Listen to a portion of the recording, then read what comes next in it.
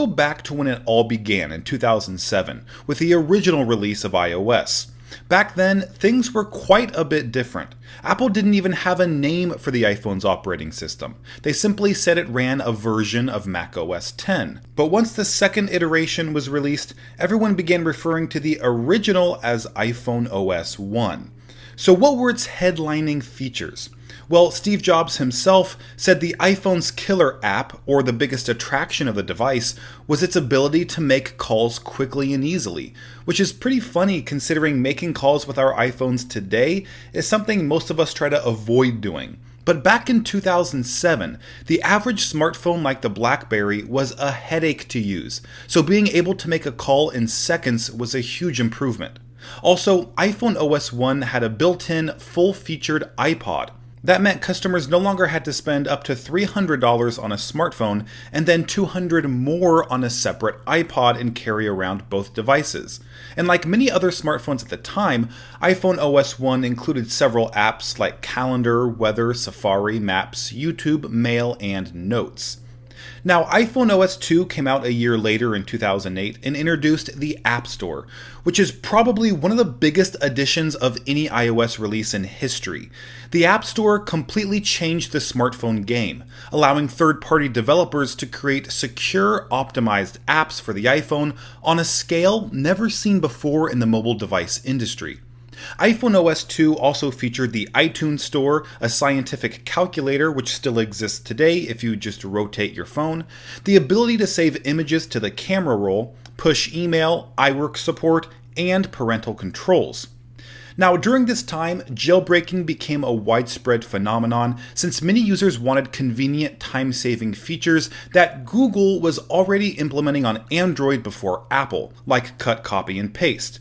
And while that feature did come to iPhone OS 3 in 2009, many users found themselves reaching the limitations of iPhone OS very quickly, which jailbreaking helped solve by sidestepping Apple's restrictions and allowing unauthorized features to be added to the operating system. And it took Apple quite a while to implement features from the jailbreak community, a trend that would continue throughout the history of iOS. But as I mentioned, they did finally introduce cut, copy, and paste in iPhone OS 3, along with MMS support, Spotlight search, tethering, autofill, Find My iPhone, the controversial in-app purchase capability, and voice memos. Now, in 2010, Apple officially changed the name of the iPhone's operating system from iPhone OS to simply iOS, since it was being used by other products like the iPad. And iOS 4 introduced some crucial features like app folders, an app switcher, Retina support for the new iPhone 4, Game Center, FaceTime, VPN support, orientation lock, and perhaps one of the most long-awaited features, custom home screen wallpaper, which for some reason Apple waited 3 years to implement. Now, iBooks debuted on iOS 4, although I've always preferred listening to audiobooks. iOS 5 came in 2011 and represented a really significant advancement for the platform, since it finally allowed the iPhone to operate independent of a computer.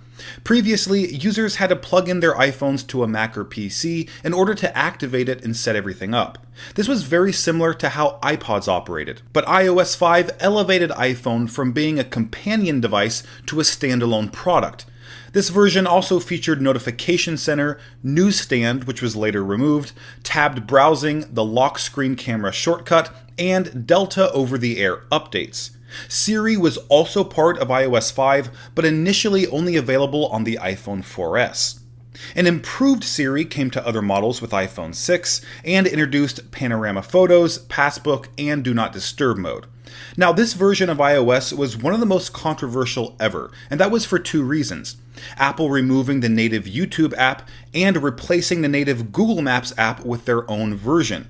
You see, Apple and Google weren't on the best terms in 2012 compared to 2007, since iOS and Android were fierce competitors by that time, and maybe because Steve Jobs said he'd spend every last penny of Apple's cash to destroy Android since he considered it a stolen product. So, needless to say, Apple and Google didn't renew their initial 5-year agreement to continue including YouTube and Google Maps on iOS. So Apple had to introduce their own Maps app, likely much earlier than they anticipated, and it was nothing short of a disaster. There were endless memes created of Apple Maps' poor renders and inaccurate directions.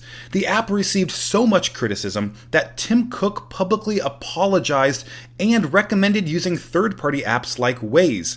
This apology was not only a divisive move in the tech community, but also within Apple's own leadership. Scott Forstall, Apple's vice president of iPhone software at the time, was one of the people who felt Apple had nothing to apologize for. He refused to sign Tim Cook's apology letter and was forced out of the company less than a month later. Craig Federighi took over as head of iOS development, and Jonathan Ive expanded his hardware design role to include software also. This had a huge impact on the following iOS release, because while Scott Forstall was a big believer in skeuomorphic user interfaces, Jonathan Ive and his team believed in removing as many unnecessary elements as possible, leaving the software to exist in its purest form. And iOS 7 was proof that Ive was taking the operating system in a completely new direction, with a flat, colorful interface that used parallax effects to establish depth instead of shadows, reflections, and texture. Now, I said iOS 6 was controversial, but it paled in comparison to iOS 7. Its flat user interface was extremely polarizing, since some people thought it looked too much like Android. Also, the icons were criticized for being too simple, so simple in fact that they could be recreated using nothing but Microsoft Word. Also, the bright colorful gradients used throughout the OS were blinding to some users. And perhaps worst of all, the parallax effect used to create depth could actually cause people to feel nauseous and dizzy, which is why Apple added the reduce motion option in settings. So while iOS 7's interface was the most dramatic change, there were other important new features like Control Center, AirDrop, and dynamic wallpaper. Now, after a couple years of divisive iOS releases, things settled down a little with iOS 8 in 2014. It introduced some highly requested features like interactive notifications, audio and video messages, widgets, a QuickType keyboard, time-lapse recording, voice-activated Siri, and Apple Pay. This was also the year when Apple released their much-anticipated Apple Music streaming service and introduced CarPlay along with the Health app. iOS 9 in 2015 was a more modest update, featuring a refined Siri, the News app, the Wallet app, which replaced Passbook, a new system font called San Francisco, low power mode, night shift, and 3D touch support for the new iPhone 6s. Now, the following year, Apple began refining the iPhone's user interface with iOS 10. It featured a redesigned lock screen and control center, plus redesigned notifications. There were even more 3D touch capabilities added, effects were brought to iMessage, you could raise your phone to wake it up, and the Home app was added to control smart products like bulbs or thermostats. iOS 11 was released in 2017 and focused on refinements rather than new features. Control Center, notifications, Siri, the dock, and the App Store were all updated, along with a few brand new features like Do Not Disturb while driving and Emergency SOS.